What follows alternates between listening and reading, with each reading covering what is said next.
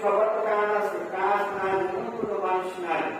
কারো কাজ বেশি, কারো কাজ কম, কিন্তু এই ব্যস্ততা থাকা সত্ত্বেও সুযোগ করে নিতে হবে এটা আল্লাহ রাব্বুল আলামিনের ইবাদত করার মতো। কারণ আল্লাহ রাব্বুল আলামিন আমাদেরকে সৃষ্টি করেছেন তার ইবাদত করার জন্যই, আর অন্য কোনো উদ্দেশ্য ছিল না। দুনিয়াতে মানুষ এবং জিনজাতিকে সৃষ্টি করার জন্য মেইন উদ্দেশ্য হচ্ছে তার ইবাদত করা। আল্লাহ রাব্বুল আলামিন পবিত্র কোরআনে সূরা আস-সারিয়াতে 57 নম্বর আয়াতে বলেন, ওয়া মা খালাকতুল জিন্না ওয়াল ইনসা ইল্লা লিয়াবুদুন।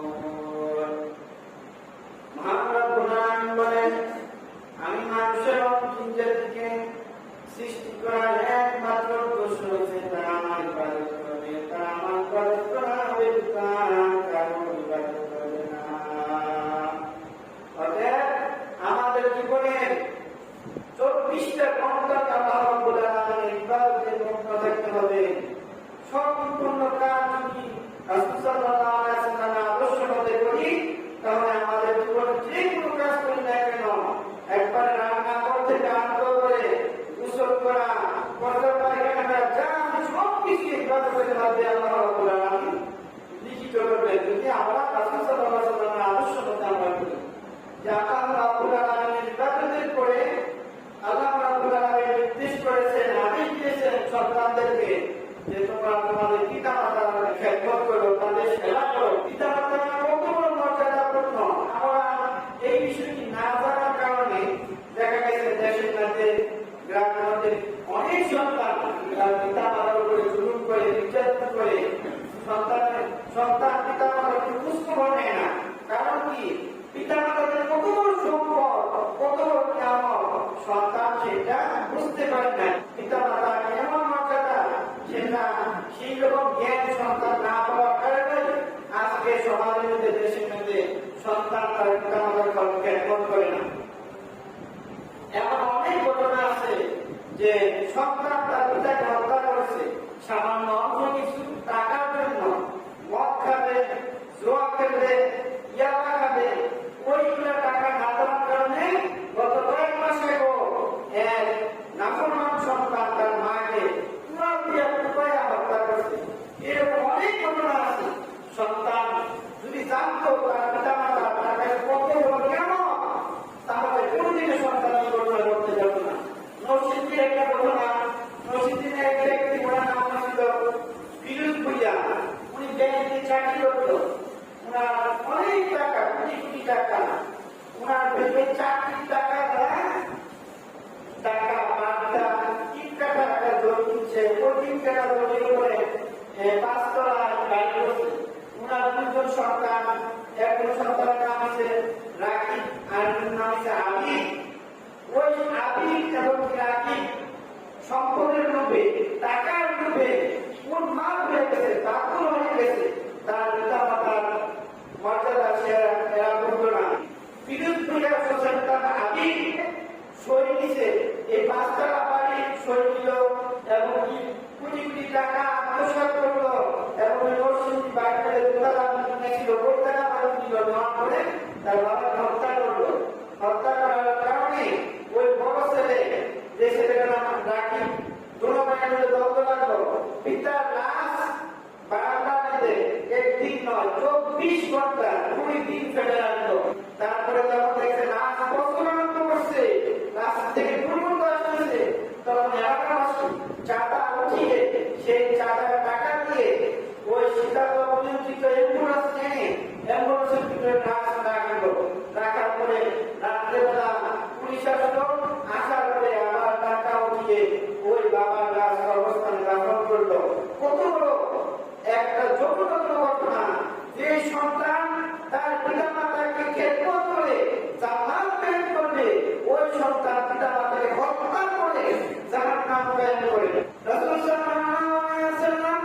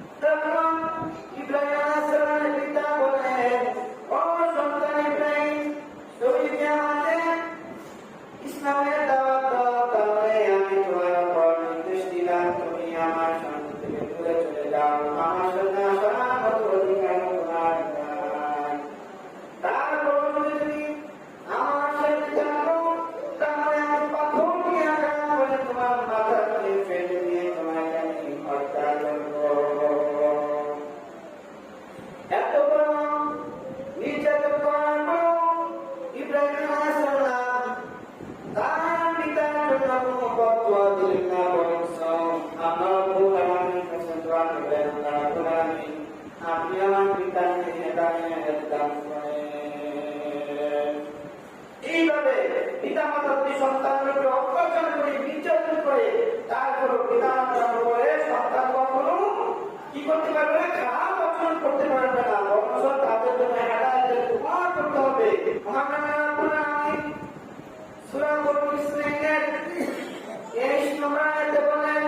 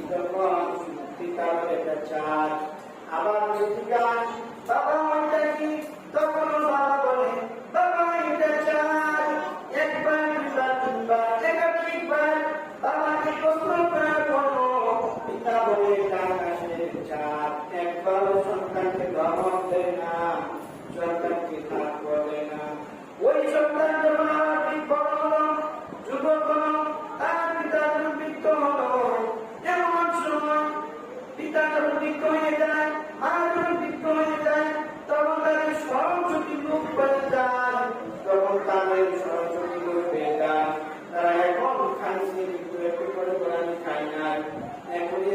টাকা অথবা কিছু সন্তান যদি দেয় তখন পিতা বলে সন্তান আমাকে কিছু না, কারণ তাদের সহযোগিতা পাওয়ার কারণে তারা সাথে সাথে অস্বীকার করে। তখন ওই সন্তান আবার অনেক সমাজে রাগান্বিত হয়ে পিতাকে গাল মারে। আল্লাহ রাব্বুল আলামিন বলেন ফালা তাকুল্লাহুমা উফিন ওয়ালা তানহারহুমা।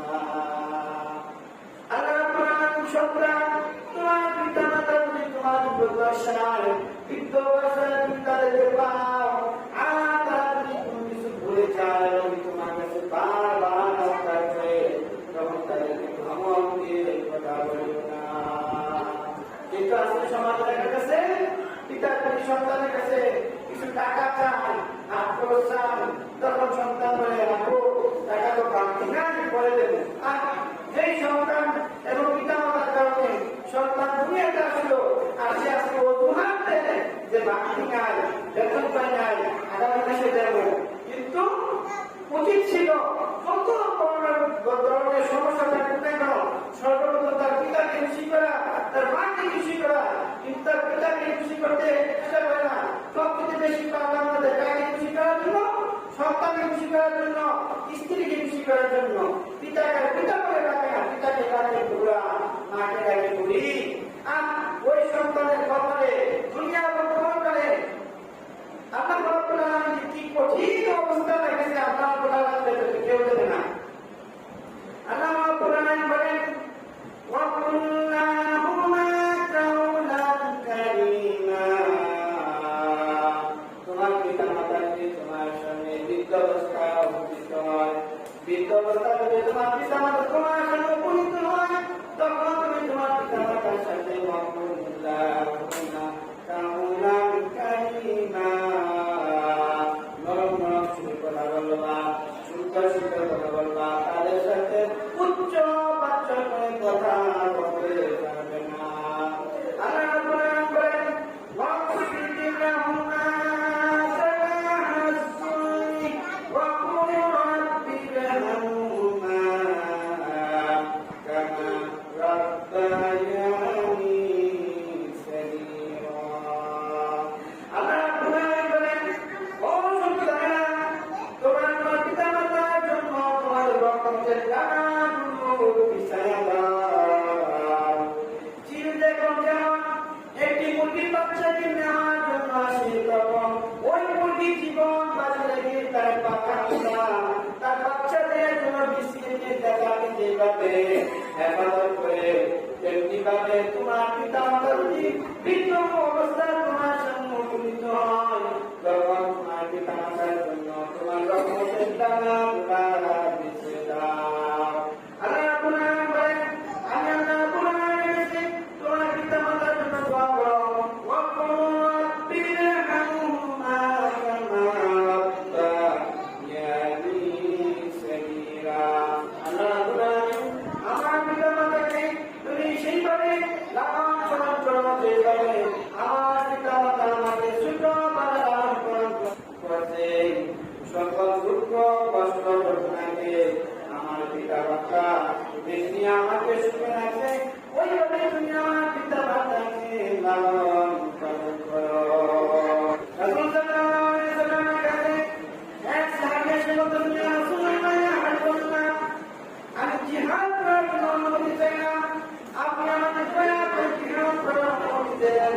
রাসূল সাল্লাল্লাহু আলাইহি ওয়াসাল্লাম বলেন ও সাহাবী তোমার ঘরে কি তোমার পিতা মাতা আছে? সাহাবী বলেন ইয়া রাসূলুল্লাহ ইয়া হাবিবাল্লাহ আমার পিতা মাতা জীবিত আছেন। রাসূল সাল্লাল্লাহু আলাইহি ওয়াসাল্লাম বলেন সাহাবী যুদ্ধে করেন দাও করবেন না, তুমি করে যাও বাড়িতে যাও, বাড়িতে গিয়ে তোমার পিতা মাতার সেবা করো।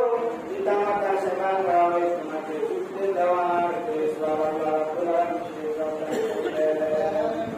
রাসূল সাল্লাল্লাহু আলাইহি ওয়াসাল্লামের কাছে আরেক সাহাবী এসে বলেন ইয়া রাসূলুল্লাহ ইয়া হাবিবাল্লাহ আমি হিজরত করতে অনুমতি চাইলাম এবং জিহাদ করার অনুমতি চাইলাম। আমি চাই হিজরত করে জিহাদ করে আল্লাহ রাব্বুল আলামিনের কাছে কোরআন গ্রহণ করি, আল্লাহর নবী অর্জন করি।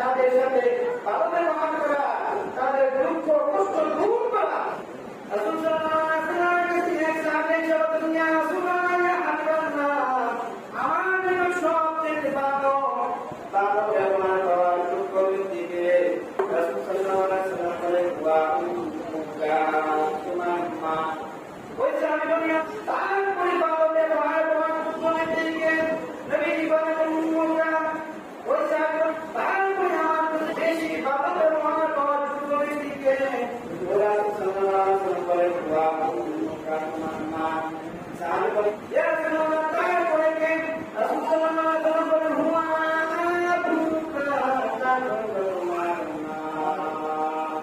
মায়ের সম্মান কত বেশি বাড়াইছে রাসূলুল্লাহ সাল্লাল্লাহু আলাইহি ওয়াসাল্লাম যে তোমাকে সবচেয়ে বেশি ভালো ব্যবহার করা সম্পর্কে তোমার মা, তারপরে তোমার মা, দ্বিতীয়বারে তোমার মা। কারণ কি রাসূল সাল্লাল্লাহু আলাইহি ওয়াসাল্লাম কেন তিনবার মায়ের মর্যাদা বাড়াইলেন পিতা থেকে? রাসূল সাল্লাল্লাহু আলাইহি ওয়াসাল্লাম তিনবার বাড়াই দেওয়ার কারণ সন্তান নিয়ে আসার জন্য একটা মা তার সন্তানকে গর্ভ নেওয়ার পরে যে রকম কষ্ট অনুভব করে দুনিয়ার বাবা এত কষ্ট অনুভব করে না।